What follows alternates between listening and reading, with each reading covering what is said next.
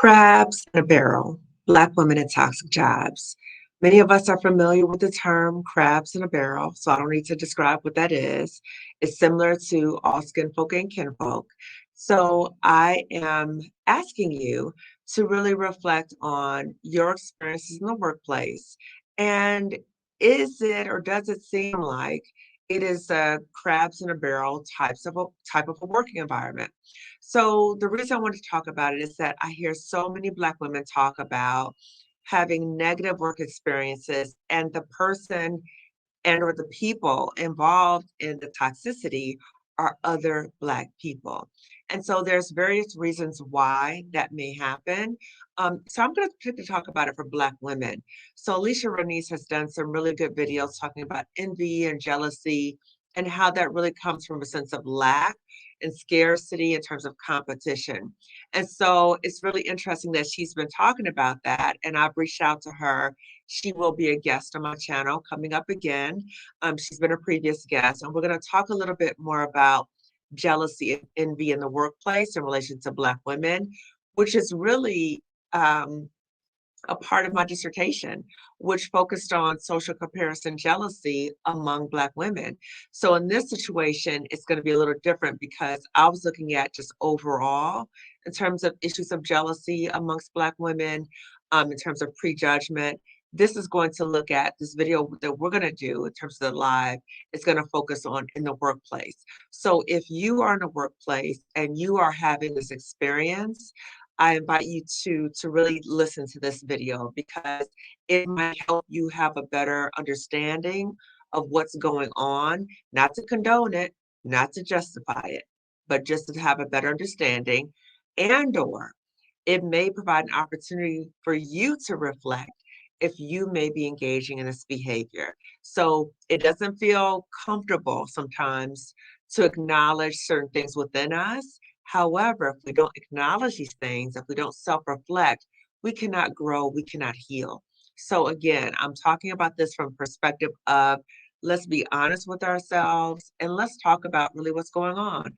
Let's have real talk conversation. So, I heard a Black woman say one time, and I love this quote. I don't know her name, but I love this quote. And she said, "You cannot heal what you don't reveal." So we need to have honest conversations about these things because it doesn't benefit any of us in terms of crabs in a barrel, the all skin folk and kinfolk. It doesn't benefit any of us. So when you think about the behavior of all skin folk and kinfolk and crabs in a barrel, it comes from that sense of you have to one up somebody else, you have to outshine somebody else because you perceive that that person might get more or may get something that you want. And so the attempt can be to try to dim that person's light or to throw them under the bus or do other things so that you appear better than they are. So if you are having this experience and you know what that feels like, you know what that feels like when somebody's competing against you, when someone is trying to one up you, when somebody is trying to throw you under the bus or they have thrown you under the bus. So if that's happening to you, pause and reflect on, okay, what's happening here and what is going on with this person. So acknowledge that you recognize who the person is. Please be mindful that when they show you who they are, as Dr. Maya Angelou said, when they show you who they are the first time, believe them. If you see them engaging in this type of behavior with other people, or they're very competitive, everything is like a competition, please be mindful of those people. Kind of like, okay, I see what you're about. I see what you're working with. Don't share with them your personal business. Don't share with them in terms of your professional ambitions. Or if you are thinking about leaving the job and you have feelings about the job, do not tell this person. More than likely, they will use that information against you in some kind of way. I've heard of this way too many times. I've experienced this as a toxic job survivor. Also, my dear friend Colette Elizabeth has talked about this on her channel as well, in the sense that she was in upper management. She talked about that many of the so-called coworkers who were friends would end up telling things to management about their friend. So again, be very mindful of these situations. So Once you recognize what's going on, say to yourself, okay, I'm going to be mindful of what information I share with that person, but also kind of observe them because you're going to need to watch your back. You'll need to watch your back with this person because you don't know in what ways that they might be using things that you're sharing or things you're doing.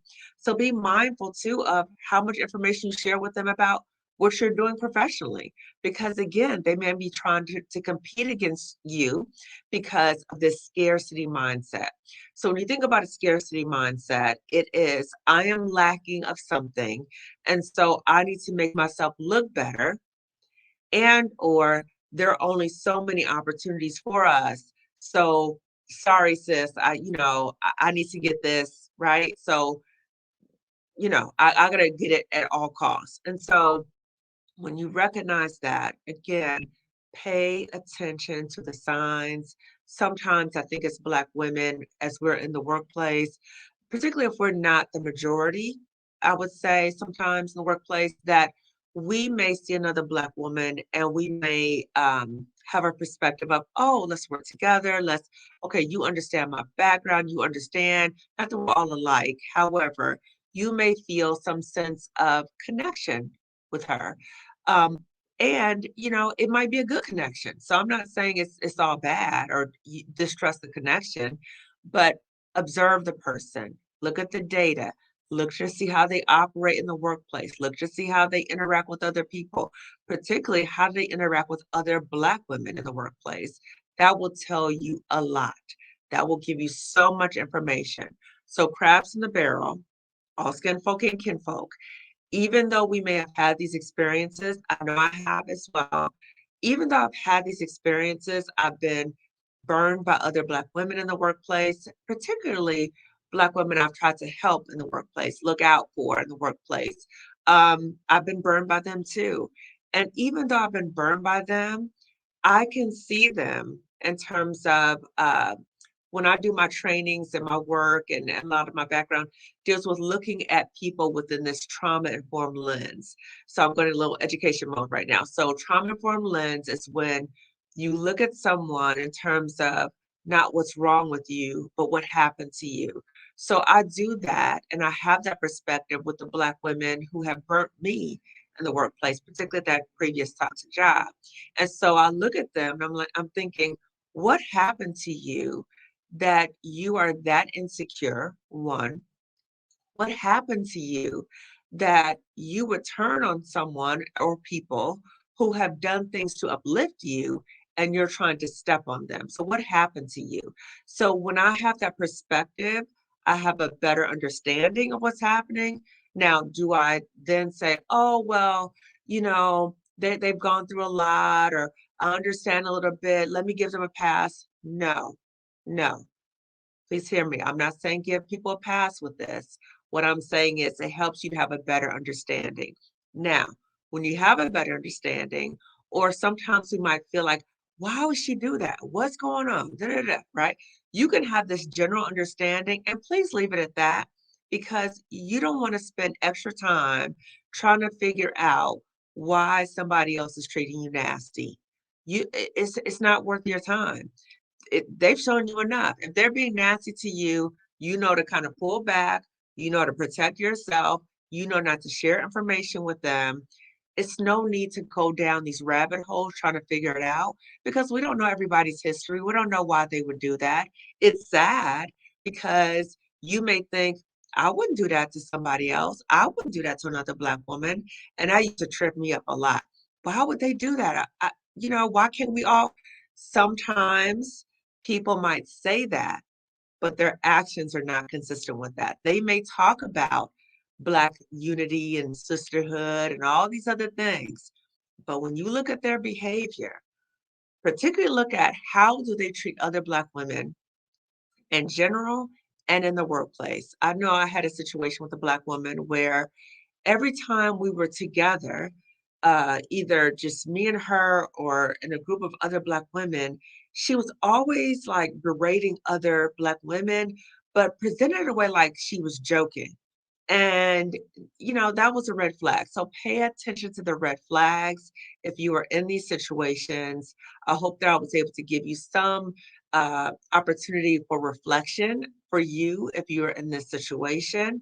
And if you are in this situation with crabs in a barrel, all skin folk and kinfolk, you may really want to get out of there because that's not a healthy work environment. And if it's not a healthy work environment, you're ready to go. Let's see how I can help you. If you're ready to go, if you are a Black woman and you're trying to figure out, I don't know, do I want to stay? I don't know, just watch my videos and self-reflect. That might be a good starting point for you to really kind of self-reflect, see if you kind of get yourself together, get your mindset together, get up the courage. But if you are now at a point where you've been watching my videos or you've done enough self-reflection and you're ready to go, then let's book a discovery call and then we could talk about how I can help you get out because I can help you get out and I can help you do well because I've done it. I've done well for myself, and I've helped other Black women get out too, and they're doing so much better. I love to see those emails that I get from Black women, and they're telling me how much they appreciate the work that I've been doing and how much it has helped them to leave a toxic job and to move into something so much better. Because sometimes when you're there, you can't see outside the darkness, right? It feels like you're in a black hole. But I'm telling you, once you get out, but get that support that you need to get out. Get the support, have a plan in place. I'm not telling any Black woman to just run out here and just quit and things are just going to come together for you. Just pray on it. I'm not saying that, but I am saying that, however, for Black women, if you are in immediate danger, something's going on with you physically, and or psychologically in the workplace and it's causing you that degree of harm, yes, please look out for an immediate exit plan. For those of us who it's kind of like a slow buildup or build up in terms of things are happening that are harming you and you're ready to go, these I'm talking to you, sis, okay, in terms of let's book that discovery call so we can talk about getting your plan together so that you can go, okay? Crabs in a barrel, all skin folk and kinfolk, those are not healthy work environments, okay? So I'm signing off. Please give this video a thumbs up and also share this video with at least one other Black woman. I can bet that if you know a Black woman, she is either currently in a toxic job or she has had a recent toxic job and or she knows of another Black woman who has. So please share this video with at least one other Black woman. And I'll talk to you later. Take care. Bye-bye.